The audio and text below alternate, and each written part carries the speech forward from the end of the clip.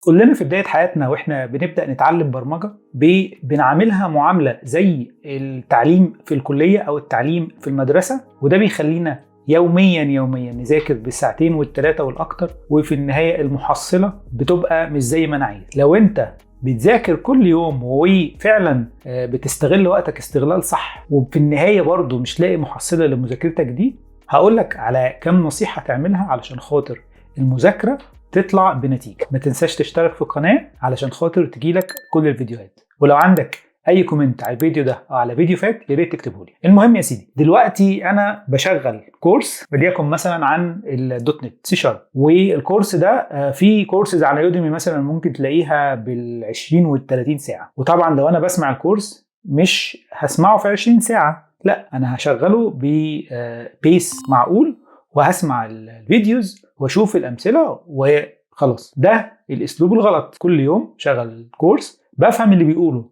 انا متاكد انك انت لما بتشغل الكورس وبتعيد اكتر من مره بتفهم بنسبه 100% اللي بيتقال، وبتشوف السنتكس وبتركز معاه، وده تمام مفيش مشكله. المشكله بقى انك انت بتتعلم بطريقه اسمها باسيف ليرنينج. انت بتتعلم بالمشاهده والفهم من الشرح، لكن انت ما بتعملش حاجه. فدي الغلطه الاولى. طيب لو انا هخش مع الكورس وابدا اطبق اللي بيقوله، هنا انا خدت خطوه ناحيه التعلم المظبوط او الطريقه الاحسن للتعلم، هي ان انا كل الامثله اللي هو بيعملها بالتفصيل لازم اكون انا بعملها. فكده انا بتعلم بشكل احسن شويه، مش احسن حاجه بس بشكل احسن شويه. فانا هو بيقول امثله وانا بطبقها، يبقى احنا كده تجنبنا فكره ان انا بسمع بس. كمان حاجه مهمه جدا، الانستراكتور اللي عامل الكورس بيبقى عنده وجهه نظر معينه، والامثله اللي هو بيطبقها بتكون مفيدة للفلو بتاع الكورس وللوقت اللي هو خده عشان يحضر الكورس. لكن انت وانت بتتعلم لازم تغطي حاجات اكتر بكتير قوي من الانستراكتور بيعملها. فانت نقطة كمان تخليك احسن من انك انت تطبق بس الامثلة اللي هو جابها، انك انت تفكر في امثلة ومشاكل تانية وتحلها وانت ماشي مع الكورس. ما تفوتش كل جزء اتشرح غير لما تكون طبقته على الامثله اللي جابها الانستراكتور وعلى امثله تانية من بره. تقدر طبعا دلوقتي تستخدم تشات جي بي تي او اي اي تول عشان يديك